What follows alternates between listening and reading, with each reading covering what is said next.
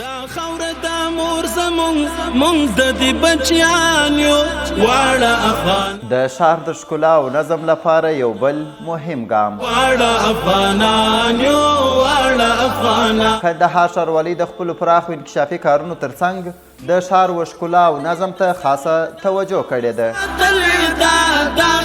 ښاروالۍ ستاسې سره په عذاب و، ښاروالۍ د دې منطقې سره په عذاب و، دلته به کریټونه پراته وه، شام به پراته وه په اندو روند کې، یو به هلته ولاړه وه، یو به دې خواته ولاړه وه. نو اوس دا ټوله منظم سو، دا ستا سره یو امانت دی، د دې حفاظت پر تا باندې دی. د دغو غرفو خرڅولم بند دي، ممنوع دي، او د دې راډیولم بند دي، ممنوع دي، ځکه دا د دې طرفه توزیع کېږي او د دې انتقال د دې ځای څخه دا پر دغه ځای چې پرتي پر دغه ځای به یي، دغه د دې ځای دی، بس دغه ښاروالۍ ورته تعین کړی دی، تنظیم مارکېټه مولوي صاحب د دې 24 ساعته په دغه باندې اخته یي چې د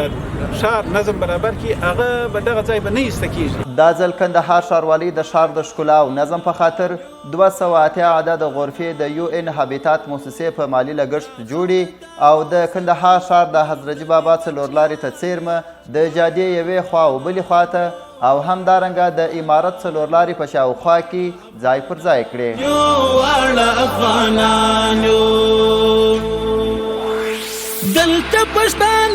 دغه غرفې چې په لوړ کیفیت او اعلی ډیزاین سره جوړې دي د هغه ریړیو په عوض کې ورکول کیږي کوم چې په ښار کې یې بې نظمي جوړه کړې، د ښار نظم او ښکلا یې خرابه کړې وي.